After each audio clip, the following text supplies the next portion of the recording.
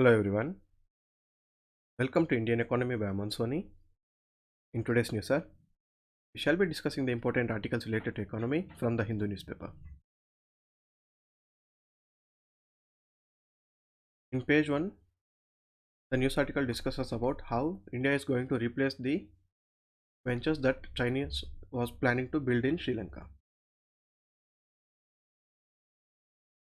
Earlier, very close to the Park Bay, almost very close to the 50-kilometer border of India, China was planning to build renewable energy projects, and it was supposed to give a loan to Sri Lanka to build the project. Now, India had proposed to Sri Lanka at that time, because of our strategic concerns and the security concerns, that we would be giving a grant to construct the same project, and India would be constructing this particular project. So, on one hand, China is giving them an offer to construct the project on a loan, and because China is coming so close to India, India got threatened and India wanted to construct the project on a basis of grant. Finally, the Sri Lankans had suspended the project at the time because they couldn't choose between India and Sri Lanka, and now Sri Lanka has agreed for India to construct the projects. And this is going to be the third project that India is going to build in the Sri Lanka in the northern and eastern region. Previously, the National Thermal Power Corporation, they had set up a solar venture in the northeast part of Sri Lanka over here, and the Adani group had set up a project in Mannar in the northern part of Sri Lanka. Now this is going to be the third project,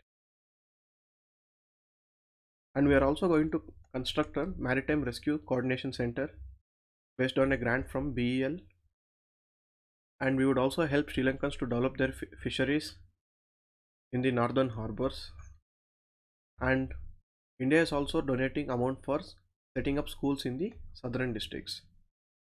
And just like India has unique Aadhaar, Sri Lanka is also having a unique digital identity project, and India is extending its support and experience from what it has on the Aadhaar database. India is giving that guidance to Sri Lanka on that.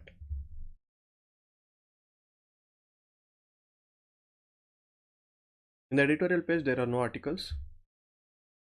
In the open editorial page, this article talks about how in the process of growth, we are continuously exploiting the earth and how we should move towards degrowth. Degrowth is a concept. First, it came in this book 50 years ago called The Limits of Growth.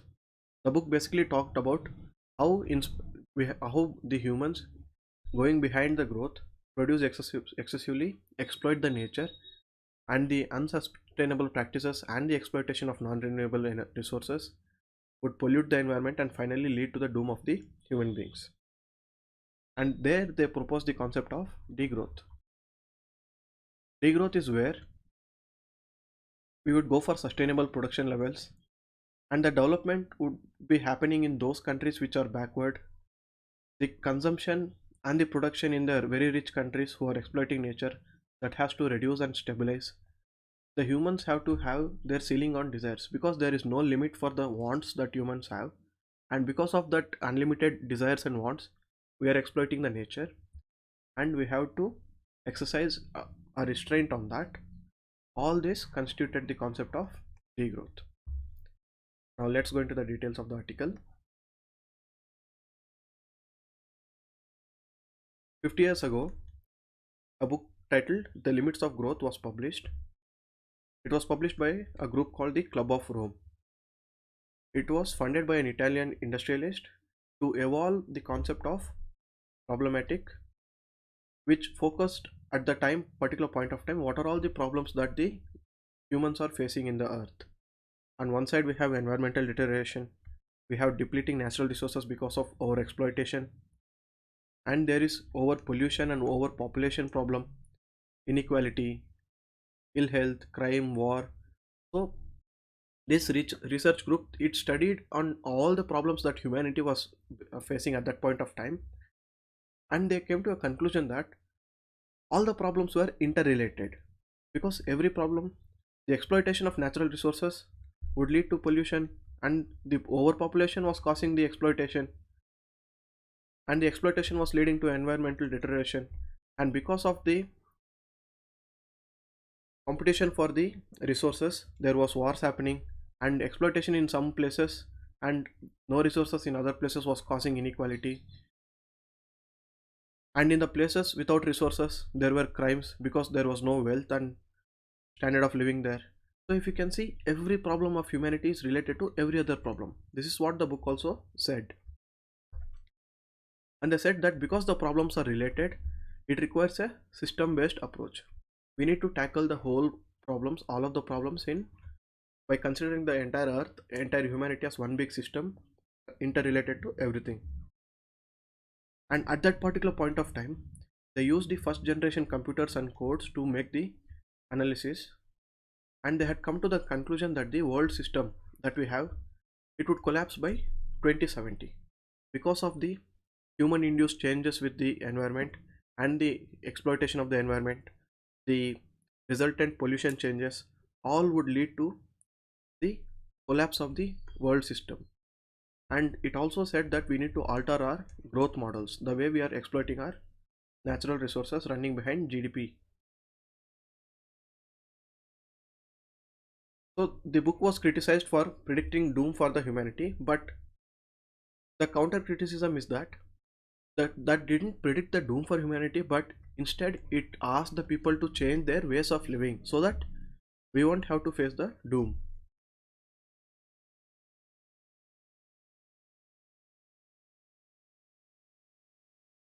Some people also criticize that the earth has the general tendency and ability to correct itself. Earth can heal itself in certain parts.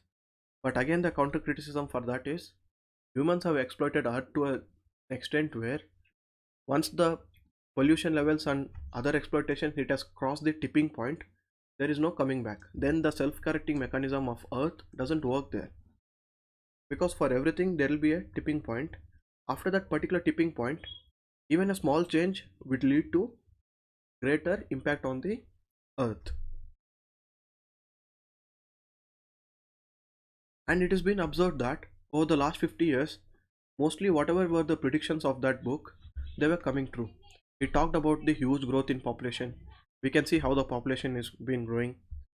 It caused about the exploitation of natural resources, and we are seeing that. It talked about the rising inequality between the rich and the poor, and that is happening in the world. So almost all of the predictions are coming true. So finally, when it comes to the growth concept, the book predicted that we should not run behind GDP, because in the acquisition of GDP, blindly people are exploiting natural resources without the concern for earth and the environment. And this is also leading to the increase in gap between the rich and the poor. And the number of undernourished people are also increasing. There would be a conflicting situation where on one side we have the richest of the rich people and we have the poorest of the poor people. The wealth in the overall wealth in the world is increasing, but it is getting concentrated only in the hands of the poor. That is what happens if we just blindly run behind the concept of GDP. So the authors also say that the issue of pollution is directly related to GDP, because you want to increase the production and consumption, you try to exploit the earth, and it would lead to pollution and the unsustainability of the earth system. Then they give the concept of earth system processes.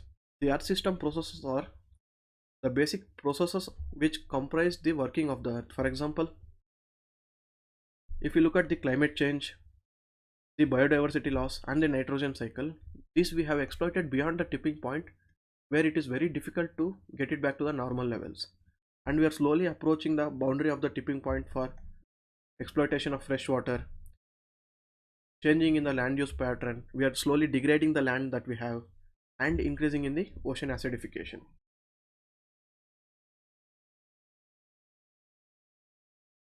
So finally the book gives the concept of degrowth. Degrowth is a situation where we are in a state of equilibrium, that is a balance between both economic and ecological well-being. So basically the books ask us to balance both economic well-being on one side and the ecological well-being on one side. For that we need to have the revolution of mind. The book says we need to go for spreading awareness, And it criticized the current model of GDP where we just blindly deplete non-renewable resources, we increase the emissions, etc. So if you look at Gandhian principles, the Gandhian principles align with the concept of degrowth, wherein Gandhi says for the concept of local self-governance, Gram Swarajya, the production that we do in the local level have to be self-sufficient. So all these things are related to the concept of degrowth and how Gandhi promotes the human cooperatives in the production of goods and services, etc. That's this article.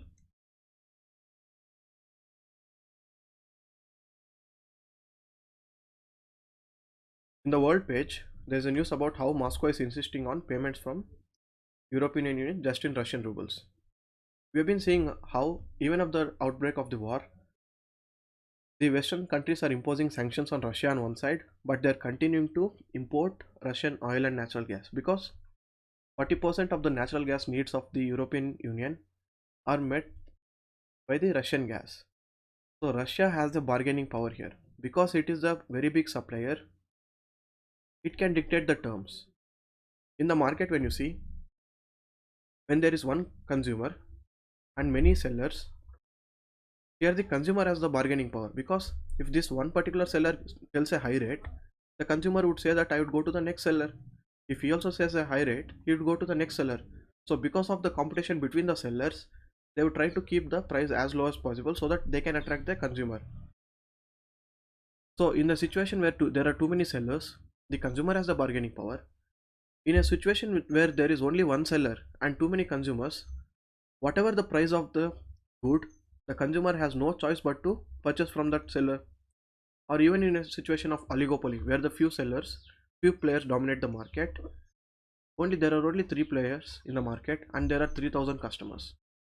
So whatever the prices these sellers tell, the consumers don't have a choice but to buy from them.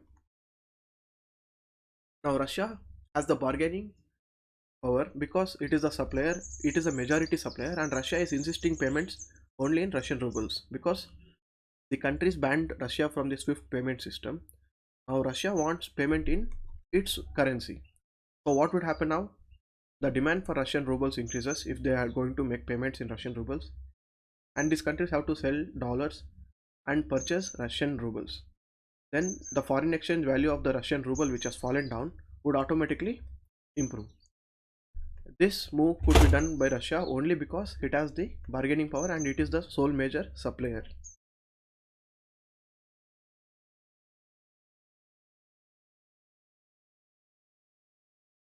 In the business page, these articles are not related. No need to go into the details. No need to go into the details of this article also. We have been discussing the impact of oil prices. And here again, previously we had discussed how the oil prices of sunflower oil would going to increase in the future for the retail customers because Ukraine and Russia are major suppliers of sunflower oil, and because of the conflict the supplies are getting distorted, and now we have no choice but to purchase those oil at a high price because the alternative to the sunflower oil or other oils, for example the palm oil, which majorly comes from Malaysia and Indonesia, and even there in Indonesia has put restrictions on the oil exports from the country.